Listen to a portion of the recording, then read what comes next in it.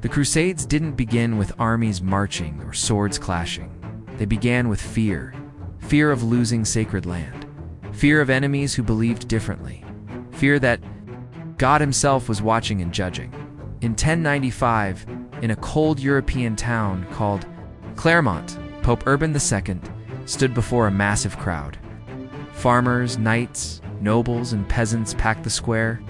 Many had never traveled beyond their villages. Most were poor, many were desperate. And when the Pope spoke, he didn't just call for war, he promised salvation.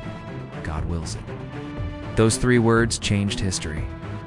What followed were nearly 200 years of brutal conflict that reshaped Europe, the Middle East, and the world we live in today. The Crusades were not just holy wars. They were political power plays, economic ventures, cultural collisions, and human tragedies on a massive scale. And their consequences still echo in modern global conflicts. To understand the Crusades, you have to understand medieval Europe. By the late 11th century, Europe was violent, divided, and deeply religious. Kings fought kings, lords fought peasants. Life was short, brutal, and uncertain. Disease was common, education was rare, and the church was the most powerful institution on earth. For ordinary people, religion wasn't just belief, it was reality. Heaven and hell were as real as hunger and death. Sin was terrifying, and forgiveness was priceless. At the same time, the Byzantine Empire, Christian, but not Roman Catholic, was under threat. Muslim forces, particularly the Seljuk Turks, had taken control of much of the eastern Mediterranean, including Jerusalem.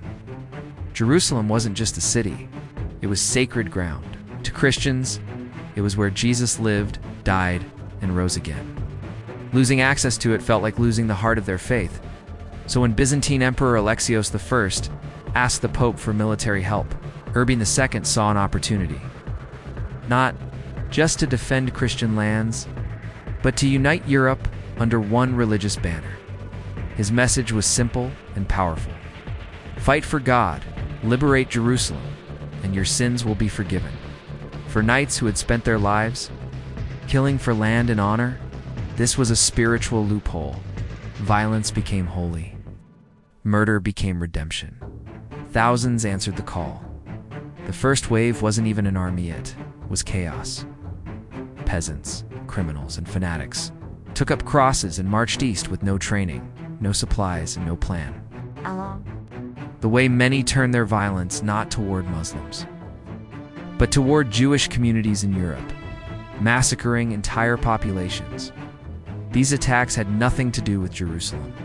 They were fueled by hatred, ignorance, and the belief that killing non-believers pleased God.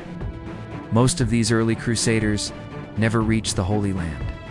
They starved, or slaughtered, or simply disappeared. Then came the real armies, trained knights in armor, banners flying, swords blessed by priests. In 1099, after years of brutal marching and fighting, Crusader forces reached Jerusalem. What happened next was one of the darkest moments in medieval history. When the city fell, the Crusaders didn't just capture it. They slaughtered it Muslims, Jews, even Eastern Christians. Contemporary accounts describe streets running with blood, bodies piled in holy places. The victors believed they were carrying out God's will to them. It wasn't a massacre, it was purification. The Kingdom of Jerusalem was established along with other Crusader states. For a moment, it seemed like a victory for Western Christendom, but that victory was fragile.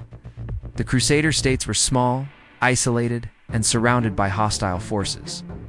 They depended on constant reinforcements from Europe, and they underestimated the resilience and unity of the Muslim world. That unity found a leader in Saladin. Saladin wasn't just a warrior. He was a strategist, a statesman, and surprisingly, a symbol of honor, even among his enemies. In 1187, he defeated the Crusader army at the Battle of Hattin and retook Jerusalem. This time, there was no massacre. Saladin allowed Christians to leave peacefully. Holy sites were protected. Compared to the violence of 1099, his actions shocked Europe, and they ignited the Third Crusade. This was the age of legendary figures. Richard the Lionheart of England, Philip II of France, and Emperor Frederick Barbarossa. These were kings, not peasants. The stakes were higher. The battles were bigger. Richard and Saladin fought with mutual respect, but neither could secure total victory. Jerusalem remained under Muslim control, though Christian pilgrims were allowed access. And that pattern repeated, again and again. Crusade after crusade, victory followed by loss, faith followed by bloodshed. Some crusades never even reached the Holy Land. The Fourth Crusade, launched in 1202, ended in one of history's greatest betrayals. Instead of fighting Muslims, Crusaders attacked Constantinople, a Christian city. They looted it, burned it, shattered the Byzantine Empire. It was no longer about faith. It was about power and profit by the time the last Crusader. Strongholds fell in 1291. The dream of a Christian Holy Land was over, but the Crusades didn't. And they simply changed form. The consequences were massive. Europe was transformed. Trade routes opened between East and West. Europeans encountered advanced science, medicine, mathematics, and philosophy preserved by the Islamic world. Ironically, Crusades helped spark the Renaissance. At the same time, the Middle East was scarred by centuries of invasion, cities destroyed, trust shattered. Memories of foreign armies marching under religious banners never faded.